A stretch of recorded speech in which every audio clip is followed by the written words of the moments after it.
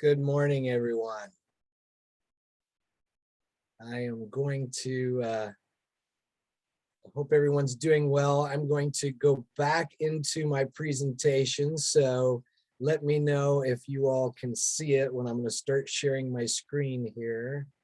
Oh, okay. I'm not able, Kelly, to share my screen. It says host disabled, participant sharing screen. So you have to give me permission. I'll do that. Thank you.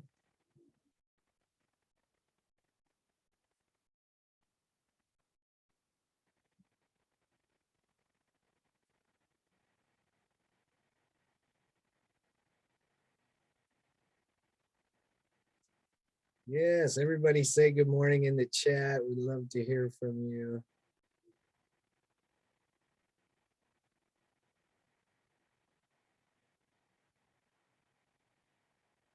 Okay. So before I start sharing, I just want to touch base and see if anybody has any questions or thoughts from Wednesday, now that you've had some time to process and think about it. And I'm fine with if you want to put a question in the chat. That's always fine as well. I can't always see it when I'm sharing my screen, but I will get back to it when I stop sharing my screen. But if you'd like to put something in there now, a thought or a question that you had from Wednesday's talk, then please do that.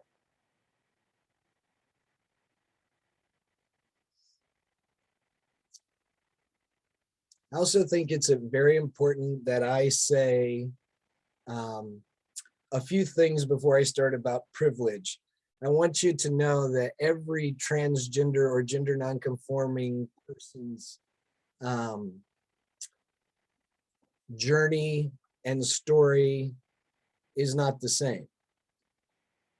I happen to have a great deal of privilege because before I transitioned, I was able to get a good education and have a solid career. And a lot of people don't have that privilege, unfortunately. So I just want to make sure you understand that up front, there's a lot of disparity in the trans community as far as financial means, housing, just so many obstacles and issues, because many, first of all, are kicked out of their families when they come out, and just don't have community or family support. So that is a big issue. And even though I was born and raised in the South, when I did finally come out as transgender, I had some backlash for sure, but I also had a lot of support. And so I'm very privileged in that way as well.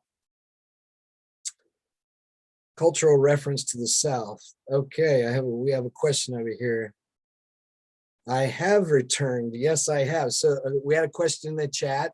I think most of you can see it. If I've returned to the South to teach, and I actually teach all over the world. I even taught in Poland. I've taught in South Africa. So I have literally taught all over the world about this. And so, yes, I've gone back to the South, and there is a big need there, of course. You know, our country, I like to say, in the United States of America, is like 4 different countries, at least in one, depending regionally on where you are. It can be very different. And anybody who's traveled much in the United States understands that. And so the freedom to be who you are in many ways changes according to what region you're in our own country. So yes, I have traveled back, and I've traveled, even like I said, I've taught in South Africa, where, you know, trans people can be murdered there for being out. So I've gone to some pretty scary, I would say scary places and taught. but my martial arts background kind of gives me an interesting in. I've even taught the U.S. Border Patrol 2 times now about the trans community. And, that's a very important thing because it's a very scary thing for trans people to go through things like border crossings because, sometimes it's a lot of work to get all of your IDs to match your presentation as you transition. And again, that's a thing of privilege. It takes access and it takes money, and it takes understanding how to navigate the court systems and fill out all the forms and that kind of a thing. And if people don't have much support in that, that can be very challenging. So it's really important that I've also trained the Seattle Police Department and other police departments, because if they stop someone that's transgender and at this time their IDs don't match them, what I found out was police officers then think you're trying to fool them because you're up to no good. And of course, in the trans community, that is not what's happening at all. It's about access and having the means to be able to change those things. So good question. Thank you. Any other thoughts or questions before I go back into the presentation?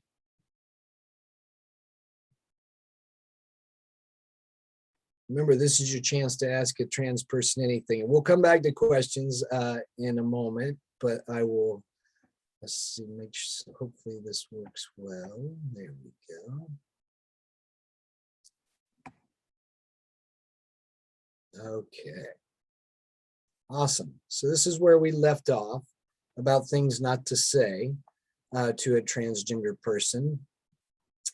Now we're going to go into how to be an ally. Being an ally is someone who is basically a safe space for you to be yourself. And, that's one of the things I've done my whole life is create safe spaces for people. And in the work that you all do, I think that's one of the most important things you can do is create safe spaces for people to live in their authenticity. It takes a lot of guts to live in authenticity. Many of us wear masks all the time around certain groups of people. And sometimes we switch our masks depending on which group we're with, because we know the expectations of that group. And so we play this game to gain more acceptance. And trans people do that all the time, of course, to an extreme. But a great way to be an ally, we talked about the pronouns, also asking them, using the name that they would like to use, even if it hasn't been legally changed yet. We talked about that as well last time, about the importance, and the best day in most trans people's lives is if they can get their name legally changed. I know that I'll never forget the day I stood in front of a judge and had my name legally changed because I never felt my given name represented me. It was always a thorn in my side because I just didn't feel like it represented me. And that is the way that most trans people feel. And so, that's such an important thing to just be respectful and use the name that the person wants to be called. If you can imagine being called something that you didn't feel like represented you your whole life, and just how uncomfortable that is, put yourself in those shoes. And so one of the best ways to be an ally is to respect that and also to listen. One of the things that we do many times with marginalized people is we assume we know how to what they need from us to be an ally instead of asking. And maybe it's because some people feel like it's uncomfortable to ask, but making assumptions, as we know, doesn't work. And what one person needs from us to be a good ally and support them, another person might need something different. So it's always good to ask. Okay, there we are. Okay, passing.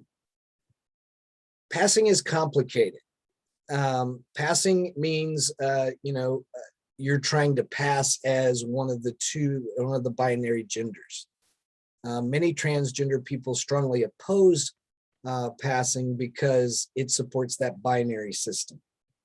And most people in the trans and gender nonconforming community would like to see us get rid of that system and go to more of a spectrum.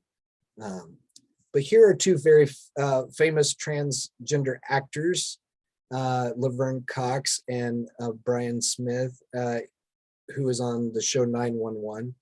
And they obviously pass well, which makes people, the general public, feel more comfortable. But of course, this is also a thing of privilege. Both of these folks have, number one, good genetics, and number two, the financial means to do the things to help you pass. And some of that involves more surgeries, people who style your hair well, and so on. So there's a lot that goes into it. And again, it's a thing of privilege. Passing is many times a thing of privilege. And none of us also have any control over the genetics we were dealt, right? That's the luck of the roll of the dice. And some people, their genetics just make them naturally pass better than others.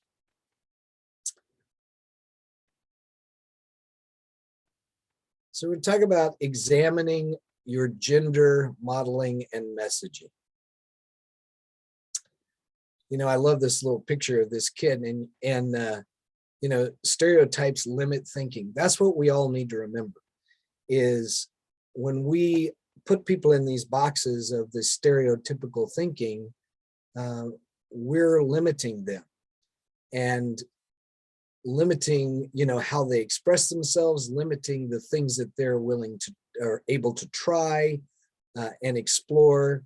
And it's just, it stunts your growth, your creativity. It's very limiting. So the effects of what we see, hear, and are exposed to as children, let's talk about that. So if you grew up, and I ask you to think back about the modeling and messaging you had around gender growing up. Was it very stereotypical roles that you saw, gender roles that you saw played out in your family and in your community?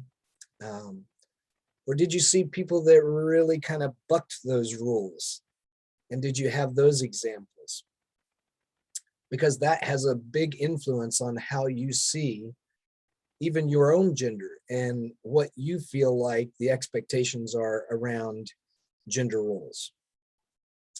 Were you allowed to fully explore, like toys you wanted to play with or things you wanted to do, or not? I have one of my black belts, Kelly mentioned, and that we talked about my long martial arts history. One of my black belts wanted to start taking martial arts when she was in 9th grade, when she was just starting high school. And her parents told her that's not for girls. And so they would not allow her to take martial arts. So she had to wait till she went away to college, and her college offered a class and she was able to take it then. But that's the kind of thing I'm talking about, that limiting thinking that, this is only for certain people and you're not in that group, so you can't do it.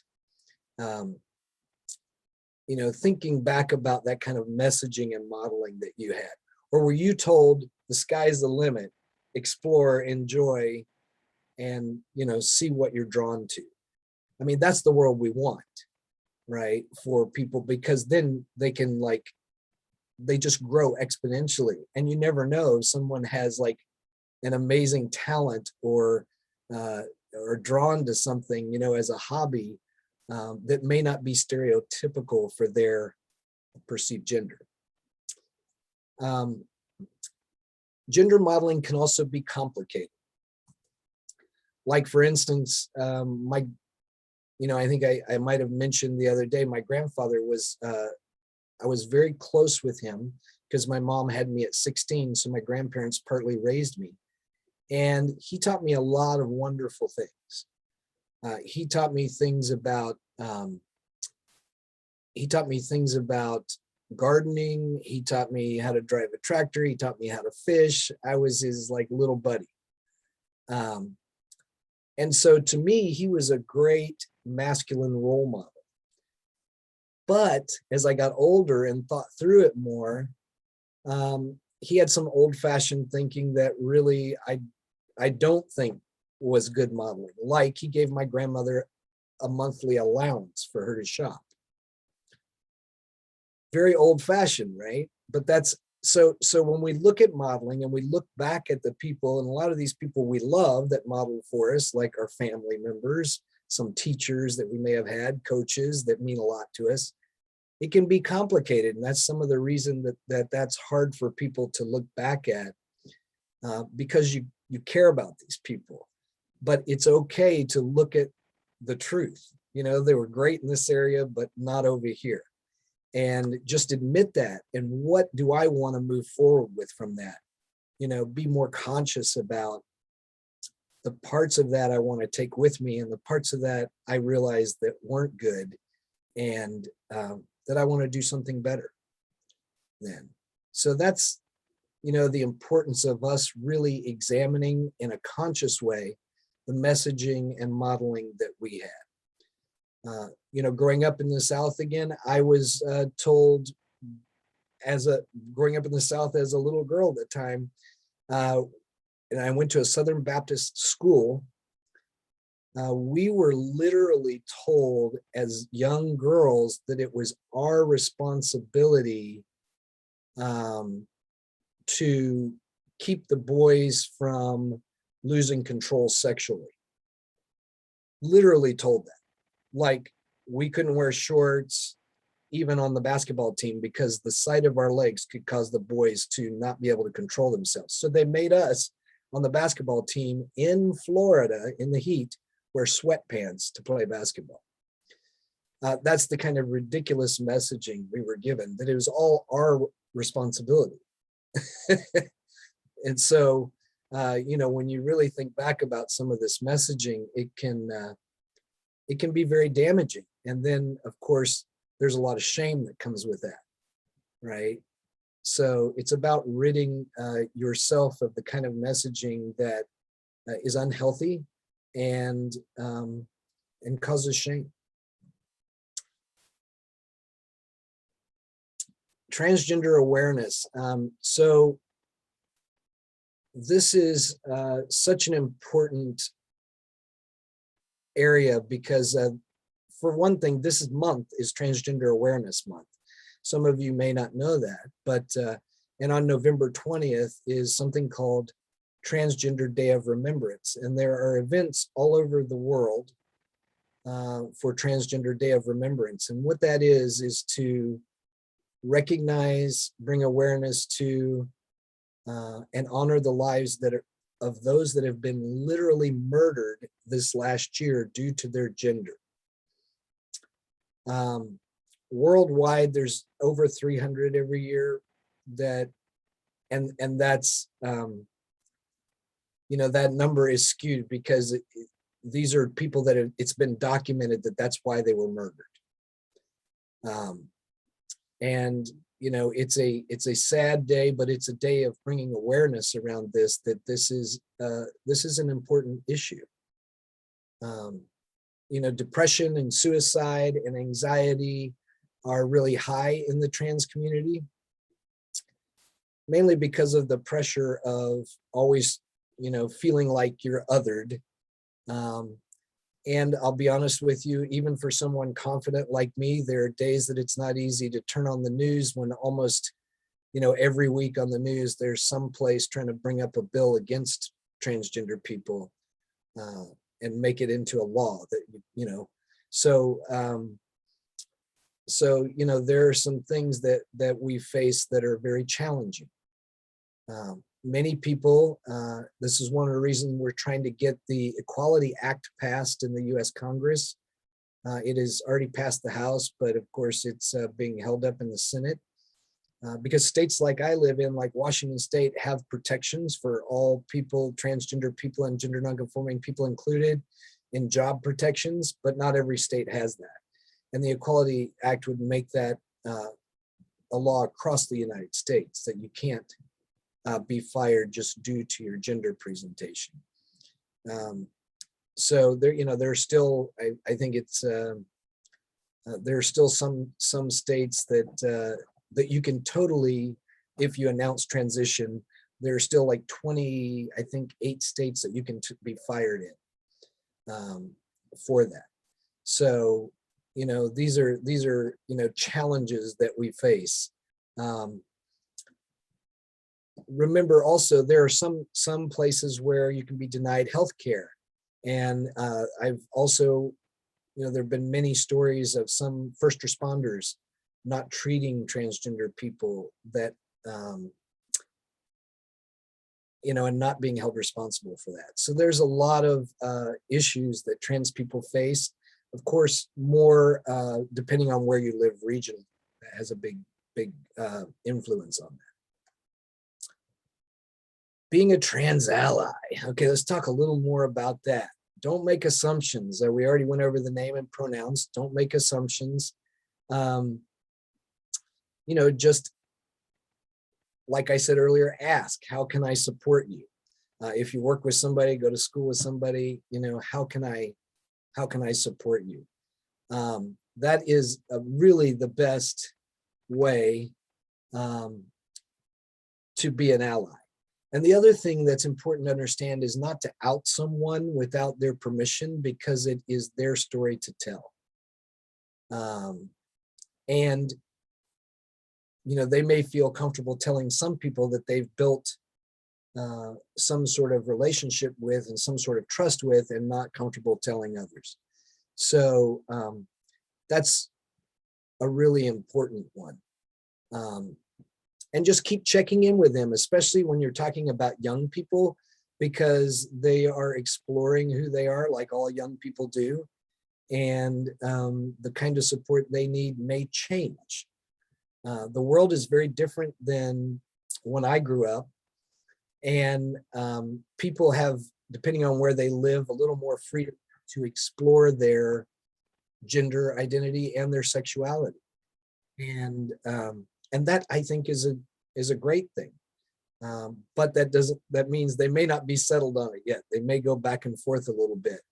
And also, some people test the water, if you know what I mean.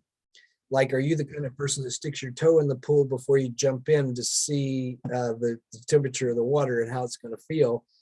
There are some people that start to come out and they just do it a little bit at a time because they're anticipating a rough reaction, right? And so they're testing it out a little bit. Be that safe space, that person for them to talk to. The school I went to, just recently, one of my favorite coaches from the Christian school that I went to posted something. I'm still friends with her on Facebook.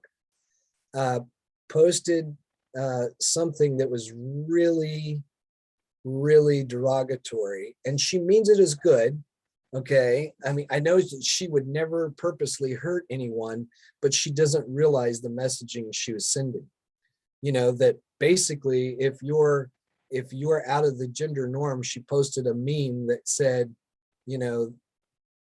God made, Adam and Eve, not, it's one of those. So she did that about sexuality. And then she said, and if you aren't, clear in your gender, then I'll pray for you.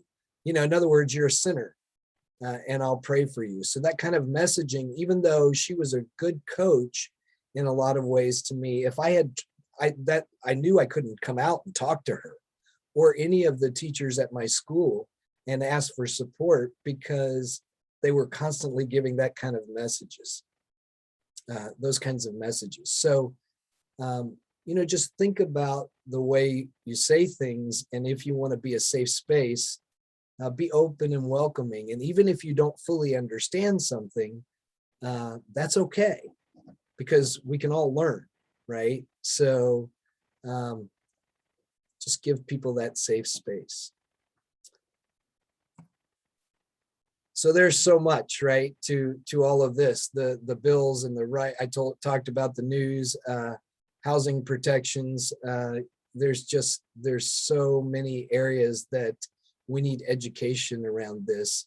And a lot of people say, well, some people say, well, you all want something special. Actually, we don't. We just want to, to be able to have healthcare the same, to be able to be respected for who we are, to have good education, to feel safe, those kinds of things. So, so this it's very challenging when we're constantly fighting for these, what I would call basic rights. As far as reproductive rights, since you all work with a lot of children, I want to mention this because I think this is important, and it's a new thing because we have a lot of people coming out as transgender much younger now.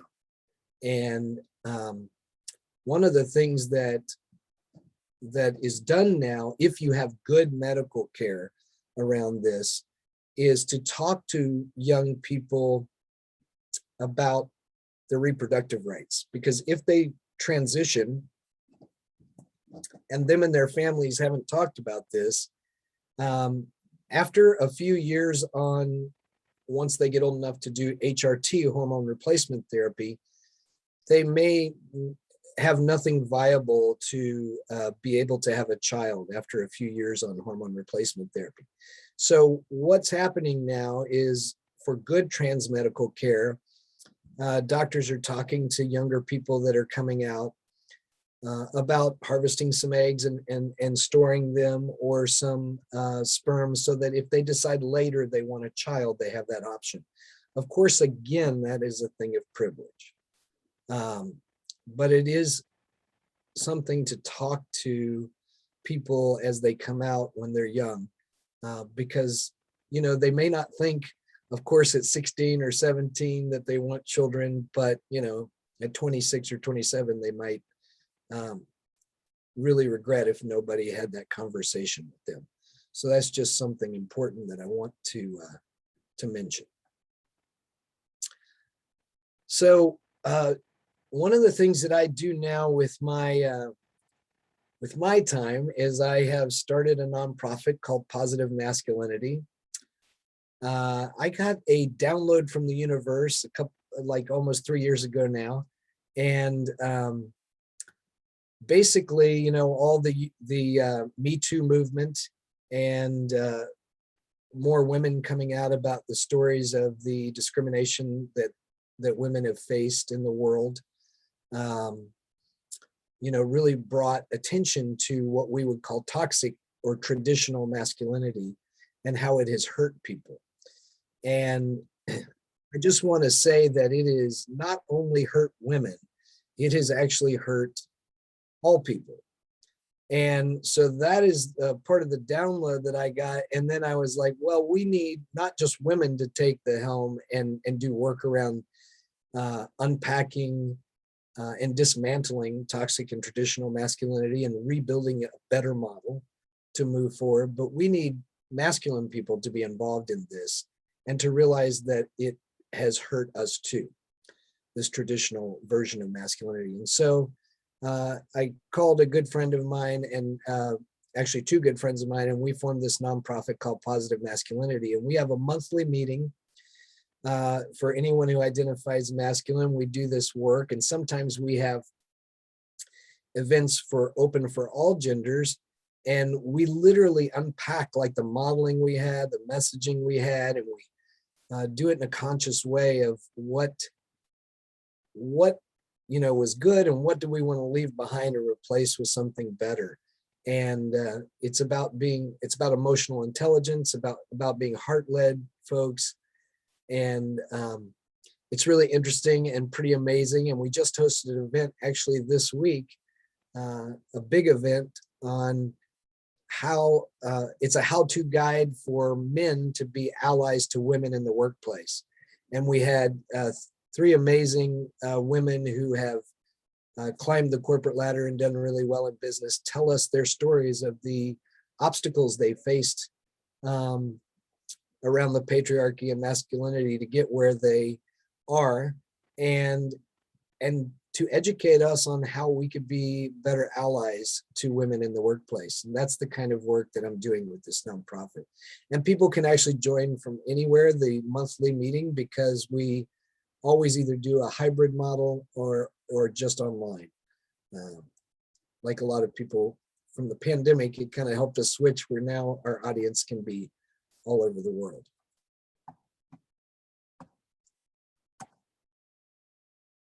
I also have a radio show called the You Can Make a Difference Show. And yeah, you can, where I interview people that are doing things to make a difference in the world. And here's an email address if you would like to email me and stay in touch, or you come up with any questions later. This is my wife and I at the Pulse Memorial in Orlando. I'm from Florida. And so we went down and visited this when I was visiting family. And that is my stepson and my wife and I. Just give you a little background and then we will, let's see. All right. There we go. Okay. Pink dolls are, yeah, I see, I'm looking at your questions and comments. Yes, pink and blue. You know, what's so interesting is historically, if you do the research, the pink and blue thing was absolutely the opposite many years ago. Pink was a guy's thing and blue was a girl's thing. It became a marketing ploy. I mean, if you really think about the history, I'm writing a book on positive masculinity, and it's really interesting to study, you know, all these strict gender things. I mean, think about, you go back to the founding fathers, they wore tights, high heels, and wigs. I mean, think about, you know, how things have changed, right, around these gender ideas and expectations. Yeah, the doctor, the doctor thing is pretty shocking. And, you know, one of the reasons I actually moved to Seattle from the South was because Seattle had a vibrant trans community. I mentioned this on Wednesday, but also had medical professionals that knew what they were doing. You know, I had been a fine-tuned athlete my whole life, and I did not want to get a doctor that didn't know what they were doing, because when we talk about dysphoria, you know, we talked about that before, about feeling disconnected from your body. I didn't have that experience as much as many other people. And that part of that was because I was a professional athlete. My body had always been a fine-tuned machine for me and had given me a lot of privilege and a lot of wonderful experiences. You know, getting to travel the world, you know, getting to have all these amazing experiences. And so I didn't hate my body like a lot of trans people do. There were definitely things I wanted to be different about my body, but I would say almost everybody has something they would like to be different about their body. So I don't think that's a unique experience. Because of being a personal trainer and martial arts teacher, I know many people have things they would like to be different about their body. So that's not a unique experience. So a lot of people have dysphoria that are not just transgender people. And, you know, that's one thing I want to bring up about that is a lot of people think being transgender is such a unique experience, and it is in some ways. But I want you all to think back about yourself in your high school, yearbook. Think about yourself in that those junior and senior pictures in your high school yearbook. Now just think about that for a moment, like picture it. Are you still that same person? Now, hopefully that makes some of you laugh, because when you think back and you look back at those pictures, you know, it like looks like, I know to me, it looks, well, to me, it really looks like a different person. But I think to all of us, we look back and we're just like, oh my gosh, what was I thinking with that hairstyle? What was I thinking? Right? And we thought we knew a lot. And then 10 years later, we look back and we realize we didn't know anything. And then 10 years later from that, we look back to our 20s and realize we didn't know anything. Right? And so we have all transitioned, is my point. We have all transitioned. You are no longer that person in your high school yearbook. And you are no longer that person that was 25 either, unless you're 25 now. So what I'm saying is we've all moved forward. It's just that when you're transgender, it's more visible. And so that I think that's it stands out to people so much. But when you think about it in the way that we're all different, we're all constantly changing, it's not that big of a deal. And you can relate to each other then, I think, in a more healthy way. So I'm going to open it up for questions, thoughts.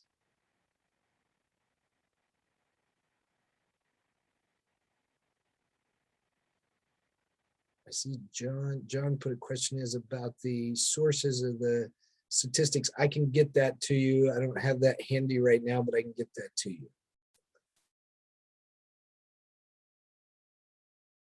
Any other questions or thoughts?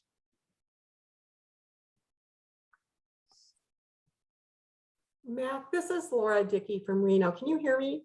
I can. Hi, Laura. Hi. Hey, I shared what I thought was a message that went to everyone. I think it just went to someone's iPad. I'm not quite sure why.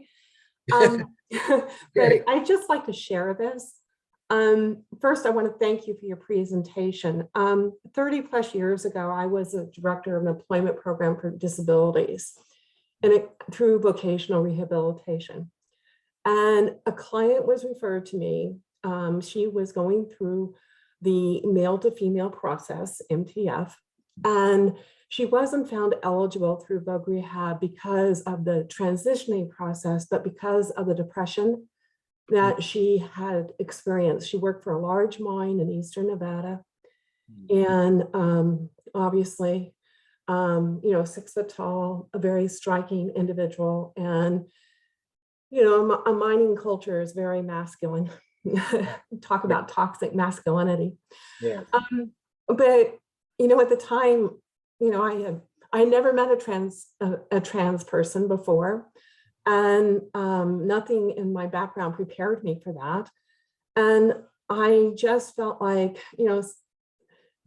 I had shared with some friends, obviously not names and this type of thing because of confidentiality. And that, how could you work with someone like that?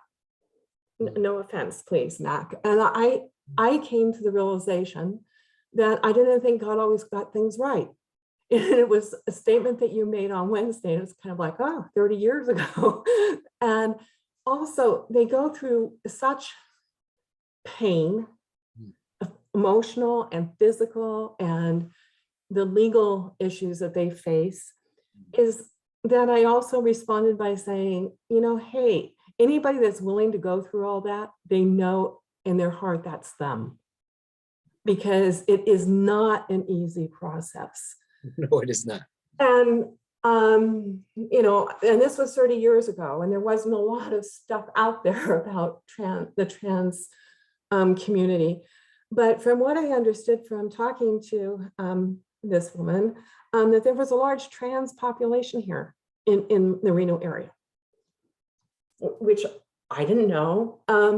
So she found there was a support group, if you will, and they met on a pretty regular basis. So I thought that was kind of interesting, but this was a whole new world to me that opened up that, I just wasn't prepared for that. And I have a lot of gay people in my family, but the trans piece was not something that I had been exposed to previously. So I had written that I wish I had had your presentation 30 years ago, because it would have really helped me assist her in her journey. So I just want to thank you, because this has just been so wonderful. So thank you. Thank you, Laura. Well, listen, I wish I had my presentation 30 years ago. You know, I wish that there was education around LGBTQ issues when I was growing up, right? I wouldn't have felt so alone, right? Uh-huh. And you know, of course, when I was growing up, there wasn't, I mean, I'm 56 now. There was no internet either to find community at the time. So the world has changed greatly. Even if you live in a little small area, at least, you know, one of the benefits, you know, there are, you know, a lot of positives and some negatives about the internet, but as we see, as you know, some people with cancel culture can like really do a lot of damage with it, but there's also some beautiful things to where if you live in a small area and you're different in any way, you can find community at least, and you don't feel as alone. As you know, as some of us that grew up in a different time did. So I think it's beautiful. And the other beautiful thing, like one of the things I do now is I coach folks that are going through transition and their families. And I was able that, now this is a beautiful story from my Christian school. One of the gals that was in my class and a good friend, and believe me, they knew everything. When you go to a Christian school, you know, there were only like 30 of us in my graduating class. So the school and the teachers know everything. They're all up in your business. So one of my friends in my class, she had a younger sister that went to our school as well, 2 years younger than us. Now, of course, everybody's all grown up, got their own kids. And her younger sister, one of her 3 kids came out as trans. She lives in Okinawa.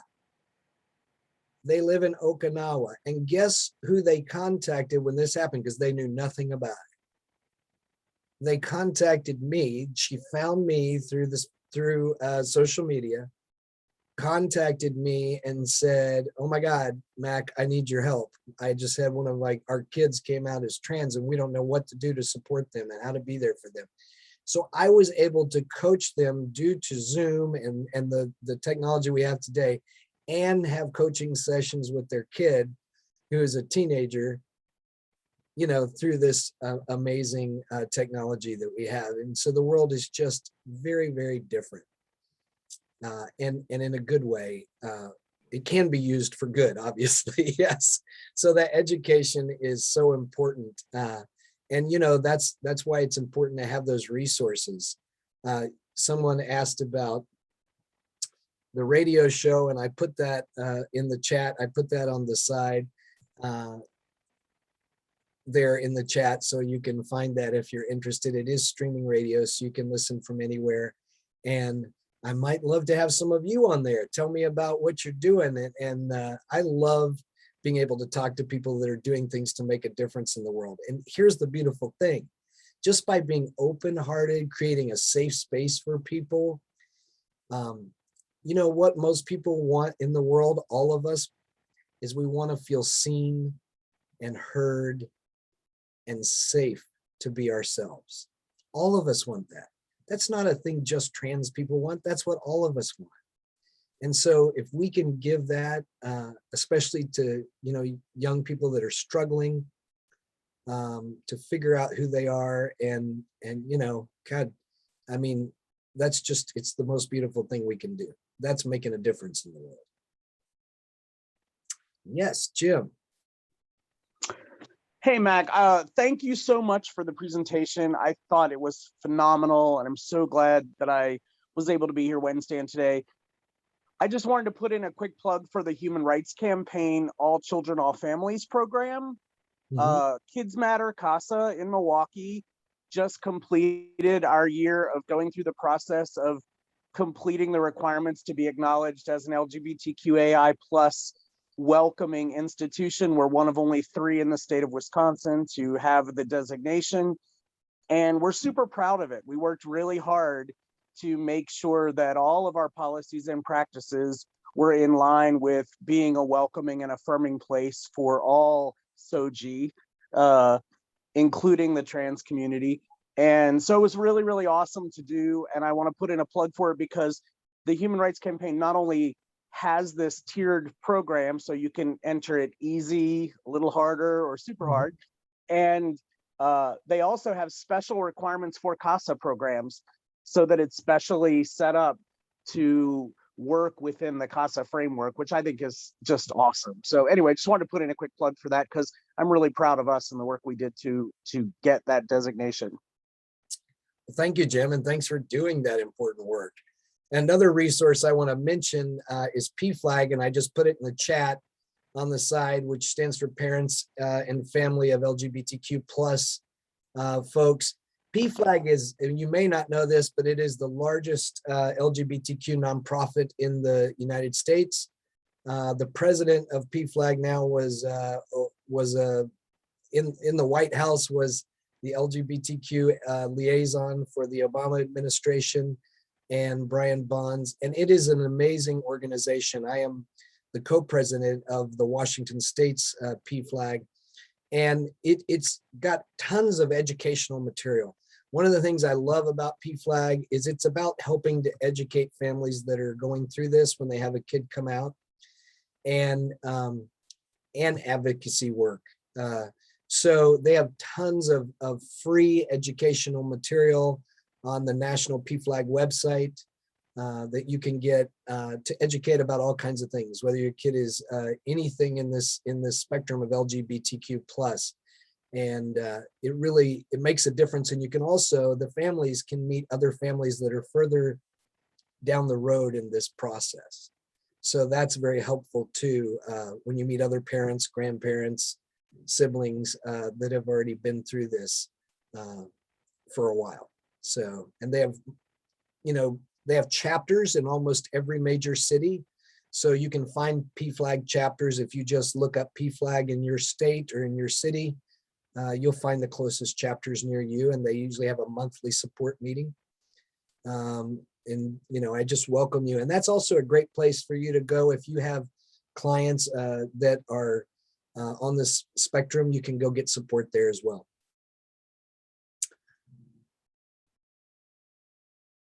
Nice. Any other thoughts or questions?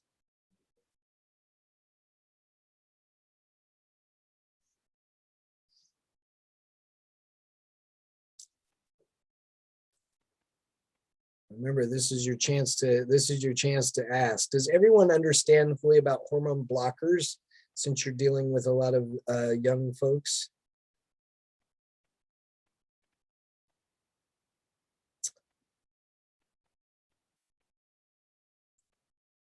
So I just want to reiterate that hormone blockers are not permanent. If you stop them, you will begin, they're used before puberty sets in to stop puberty from happening, to pause it, and they are not permanent. So if someone comes out as trans very young, before they've hit puberty, there's no doctor that I've ever heard of that will give them hormone replacement therapy because they haven't developed yet. So what they do is they give them hormone blockers. And then that just puts a pause on the development that happens during puberty. The minute they go off those blockers, that development will restart. Okay. Now, some people take those blockers until they're 16, 17, 18, and then go on hormone replacement therapy. So, which makes it a lot more comfortable for them.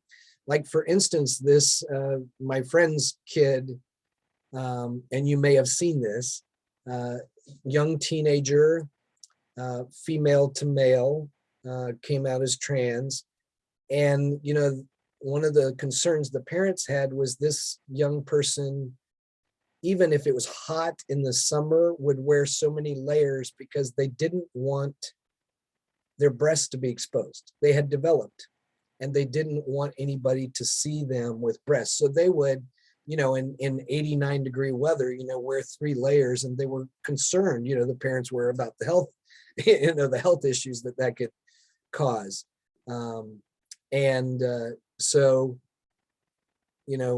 I helped educate them around that and getting a binder, and so they could wear regular, clothes and things like that. But that just gives you an idea. So this kid had so much dysmorphia around their body because they had developed, and they didn't want, they felt like their body was going against them. they hadn't developed the way they wanted to, right? So they were doing everything they could to hide it. And a lot of young people do that and struggle with that. And there are things out there to do to help them. But if they don't feel like they have anybody they can talk to about it, you know, they're just going to sometimes do it in some ways that may be unhealthy. So yeah, so tell us any other questions around that type of thing.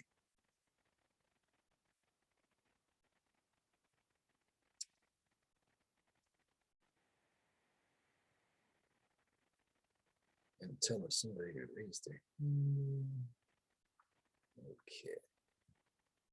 All right. Well, thoughts, questions. I'll give you a couple of minutes.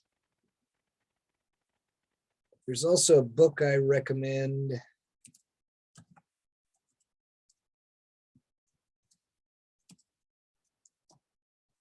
I'm going to put it in the chat. You can get this, you know, from any bookstore. It's called Where's Your Book, or maybe it's Where's My Book. Where's my book? Yeah. So Dr. Linda Gromko, who is a medical doctor that treats a lot of trans people, and she educates all over at medical conferences about treating trans people. She's the kind of doctor that everybody wishes they had, honestly. She's kind of old-fashioned in the way that she will spend time with you and listen to all your questions and not rush you through. And she's also the kind of doctor that, like 20 years ago, she had her first trans patient come to her here in Seattle, and she realized that she knew nothing about the trans community and didn't feel like she knew enough about how to help this person. So we have the longest running trans peer support group in the world here in Seattle called Ingersoll Gender Center. And she started going there for a year on her own time to learn more about the community and how she could help her patient. So, I mean, she's one of those rare finds as a doctor. And so now she is like looked at as one of the most experienced doctors in treating the trans community, and writes a book. So this book, Where's Your Book, or Where's My Book, I think it's is a book she wrote it's about young people transitioning to help them and their families walk through this. So she walks you through every step of it. I wrote a section in there about safety and self-defense. It's just a really comprehensive book. It'd be a great thing for you to have in your library to help understand, and then you could thumb through if you need, you know, certain issues come up. And you can get it on Amazon or anywhere you buy books. We talk more about vulnerability to violence. Yes. There's so much around that. You know, I have this, as you know, martial arts background, and even I think about it every time I enter a public restroom. I have to consciously look around and evaluate the situation to know if I'm safe. And that's, you know, people shouldn't have to worry about their safety to use the restroom. I mean, it's just ridiculous, and no one should have to worry about that. So there are some people, and you know, that that feel like trans people have used an excuse to violence, that trans people have tried to fool them, and so they're going to get back at them. Also, some men have used the excuse that if they were attracted to a trans person, you know, that they're going to take it out on them because they, you know, obviously there's a lot of stigma around that, and they want to blame that person, especially if they were embarrassed at all in front of any of their friends around it. You know, there's a lot of that. They call it the trans panic defense as well. That I felt my safety was threatened, or by the trans person, which is just crazy. Trans people want to get in the bathroom. Let's talk about the bathroom bill. We hate going to public bathrooms.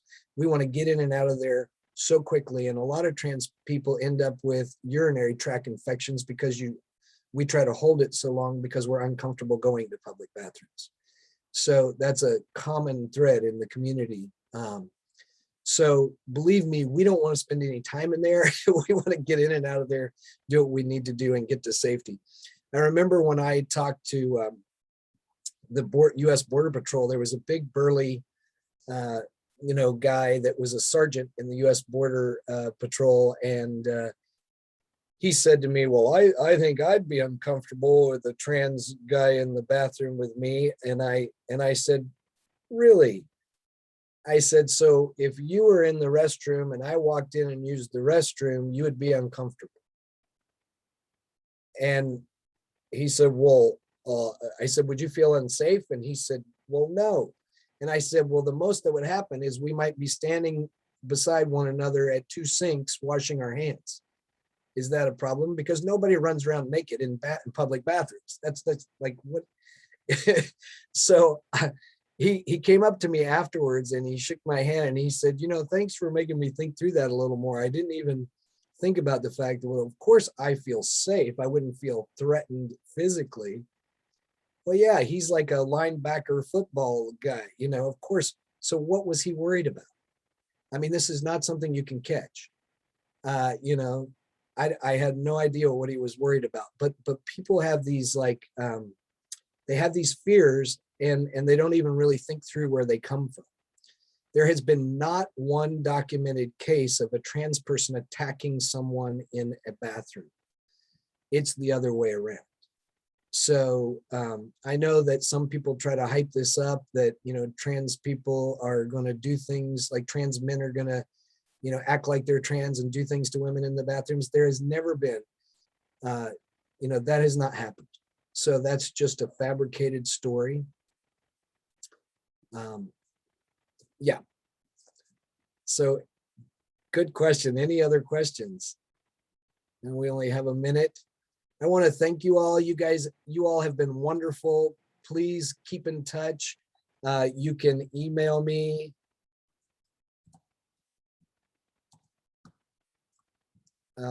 thegendersensei@gmail.com. Anytime you can find me on social media. And yeah, keep doing the wonderful work you're doing, being safe spaces. I appreciate you. Thank you.